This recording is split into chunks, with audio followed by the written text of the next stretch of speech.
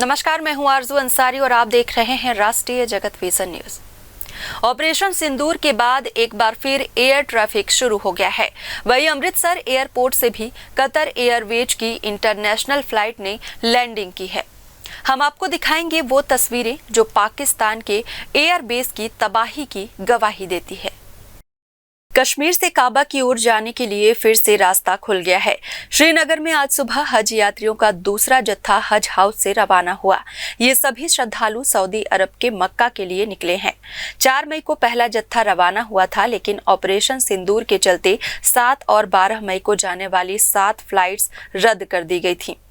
अब जब हालात सामान्य हुए हैं तो श्रीनगर एयरपोर्ट्स पर मंगलवार से फ्लाइट ऑपरेशंस दोबारा शुरू कर दिए गए हैं। इस बीच भारत के ऑपरेशन सिंदूर की तस्वीरें भी सामने आई है।